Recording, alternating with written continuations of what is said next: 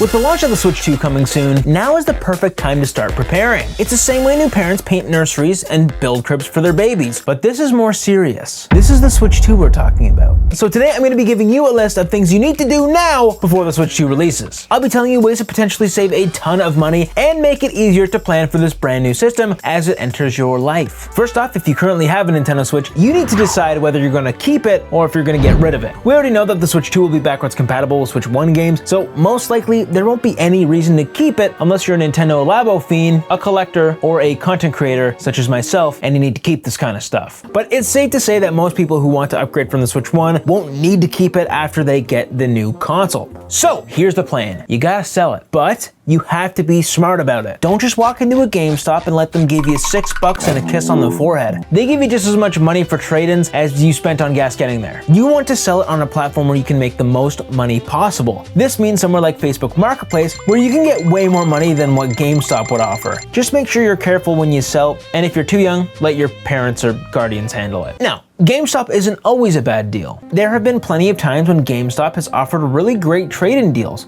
especially when a new console is on the horizon. Most likely when the Switch 2 goes up for pre-order, which we'll get to, they will roll out a deal that gives you extra money if you trade toward a Switch 2. So if you're planning to do the GameStop route, it would probably best to wait until pre-orders open up, or at least close to launch, and see if there's any silky smooth deals you can cash in on. Now when it comes to selling your console, timing is very important. Most likely if you sell before more information about the Switch 2 is released, you'll get more money for it. Because once Switch 2 details start dropping, fewer and fewer people will want a Switch 1. So sell it as soon as possible. Now there is kind of a caveat to all of this. For some games like Animal Crossing, you need both the old system and the new system with you when you do save transfers. So maybe you might want to play it safe and just sell your Switch 1 after you get your Switch 2. That way everything can be easily integrated. Speaking of selling your Switch, let's talk about selling games. Should you sell your Switch 1 games before the Switch 2? Well, if you're planning to offload some of your Nintendo Switch games before the Switch 2 drops, the goal is to maximize their resale value while getting rid of titles you no longer want or need. Some games are worth selling now because they'll likely lose resale value post Switch 2,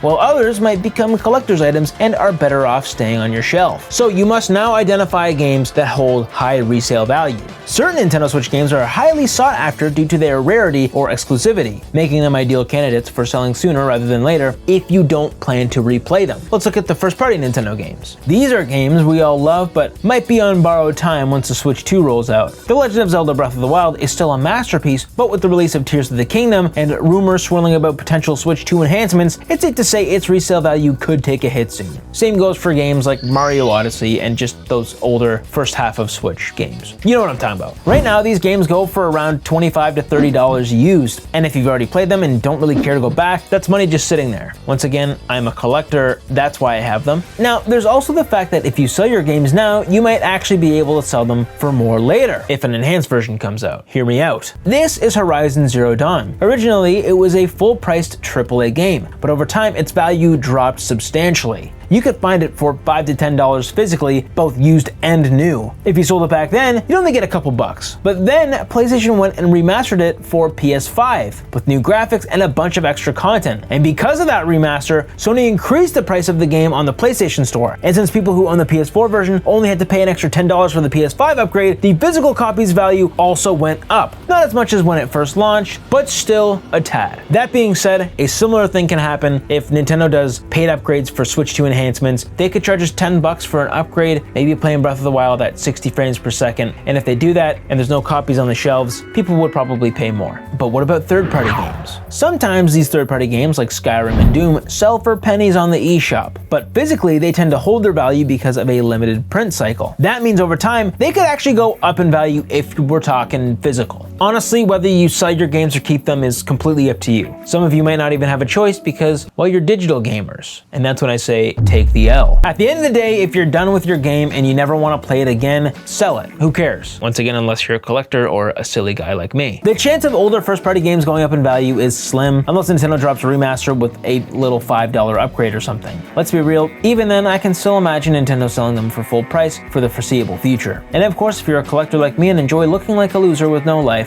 keep them. If you do decide to sell your games, sell them like a pro. Clean your cartridges and cases. Seriously, no one wants a game covered in whatever this is. take good photos, make sure your listings are clear, and be honest about the condition. You might think it doesn't matter, but I promise you it does. At the end of the day, selling your Switch games is about you making space and potentially some money for your new collection. The Switch 2 is going to bring a fresh wave of excitement and inevitably pull your attention away from your current collection. By offloading the games you no longer play or love, you're not just decluttering, you're funding your next gaming experience. Now, speaking of Switch 1 games, another thing you should consider doing right now before the Switch 2 comes out is clear your backlog. So, introducing Russ Vandy's dandy steps to clear your backlog. Step 1. Sort your backlog. Write down every game in your backlog, use a spreadsheet, a tracking app, or even just an old school piece of paper. Then divide your games into 3 categories. Must play, these are the games you're excited to see through to the credits. The try it out, games you're curious about but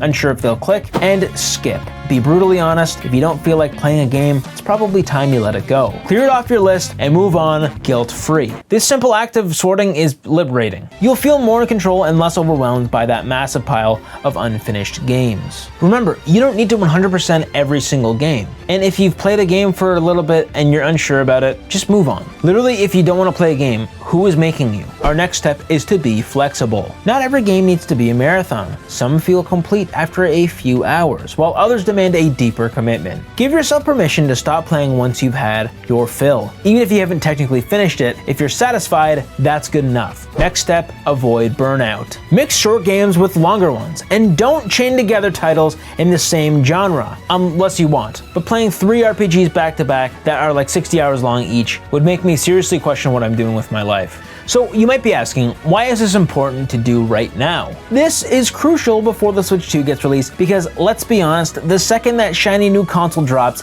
every old game you wanted to play suddenly looks like garbage. Next up, making space for the Switch 2. Before the Switch 2 releases, figure out where you're gonna put it. It's simple. If you're replacing the Switch 1, put the new one right where the old one was. Boom, problem solved. If you're keeping both, make sure you've got enough space on your TV stand, check your HDMI ports are open, and well, call it a day. This one's not a big step. It's just something I wanted to bring up. Now let's talk about pre-ordering. A lot of people say they don't know when it's gonna be pre-ordered, but I almost guarantee I know when it will be up for pre-order. While we don't officially know the release date at the time of recording this video, there is absolutely no doubt that it will be announced at the Nintendo Switch 2 Direct on April 2nd. And get ready, because shortly after that presentation, possibly the same day or the very next morning, this console will definitely go up for pre-order. I say this because this is exactly what happened with the Switch 1. Right after that big conference when they announced the release date and everything, pre-orders immediately opened up. So be prepared, the second your local GameStop, Best Buy, or Target opens up, go in and pre-order it as soon as possible. This might even mean camping out in front of a store for hours before it opens, like you know I'm gonna do. So let's recap. Sell your Nintendo Switch if you haven't played it and you don't care about old save data or migrating it to the new Switch. Also, before we hear more details about the Switch 2. Offload the games you don't want. It's simple, offload them. If you're never gonna play them again, why would you play them on the Switch 2? Get rid of them, unless you're a collector like your boy. 3. Finish your backlog before it becomes ancient history. Make space for the new console. This one's pretty simple. And get ready for pre-orders before stock inevitably disappears. Is there anything else you're planning to do before the Nintendo Switch 2 releases? Comment below. And hey, become a channel member if you want to have your name at the end of the video and a bunch of other perks. And you can even follow along my journey behind the scenes with exclusive videos as we gear up for the Switch 2. If you want to see my reaction of the announcement, click this video and click this video because this is the one that YouTube thinks you're going to want to watch. I'll see you in the next one. See you later.